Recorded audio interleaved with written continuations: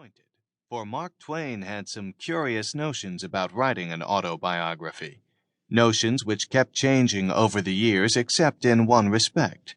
They became ever more curious. He began with composing sections by hand and ended with a series of autobiographical dictations. As early as the 70s, he was writing fragments. Around 1873, he wrote a brief autobiographical sketch for his friend Charles Dudley Warner.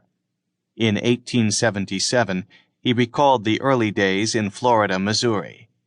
In 1885, on the death of General Grant, he dictated a series of recollections of his meetings with the general.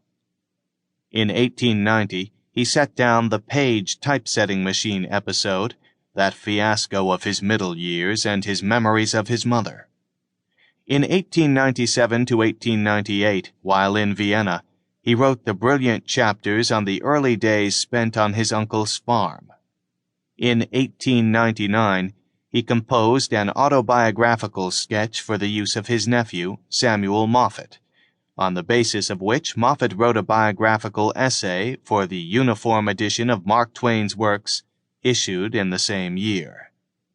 In 1904, he wrote the notes on the Villa Quarto and the memory of John Hay while living on the outskirts of Florence, and in 1906, he undertook the sustained series of dictations which added so greatly to the autobiography's bulk. The task alternately irked and pleased him. In 1877, at the age of 42, he had resolved to begin his autobiography at once, in a formal way. "I did begin it," he wrote in 1904, "but the resolve melted away and disappeared in a week, and I threw my beginning away. Since then, about every 3 or 4 years, I have made other beginnings and throw them away. Once I tried the experiment of a diary, intending to inflate that into an autobiography when its accumulation should furnish enough material. But that experiment lasted only a week. It took me half of every night to set down the history of the day, and at the week's end, I did not like the result. Within the last 8 or 10 years, I have made several attempts to do the autobiography in one way or another with a pen, but the result was not satisfactory. It was too literary. With a pen in the hand, the narrative stream is a canal. It moves slowly, smoothly, decorously, sleepily. It has no blemish except that it is all blemish. It is too literary, too prim, too nice. The gait and style and movement are not suited to narrative. That canal stream is always reflecting. It is its nature. It can't help it.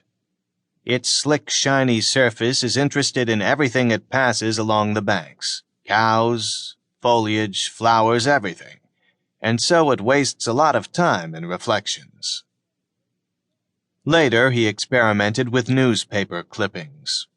I shall scatter through this autobiography newspaper clippings without end. When I do not copy them into the text, it means that I do not make them a part of the autobiography, at least not of the earlier editions. I put them in on the theory that if they are not interesting in the earlier editions, a time will come when it may be well enough to insert them for the reason that age is quite likely to make them interesting, although in their youth they may lack that quality. He was not afraid to wander.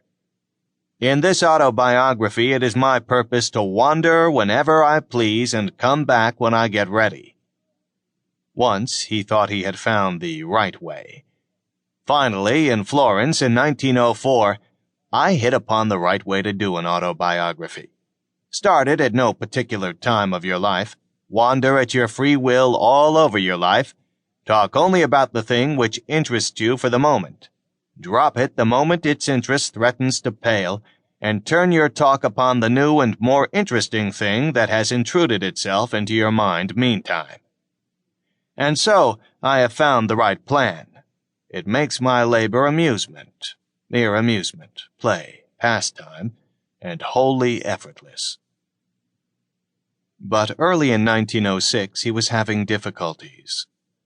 The difficulties of it grow upon me all the time.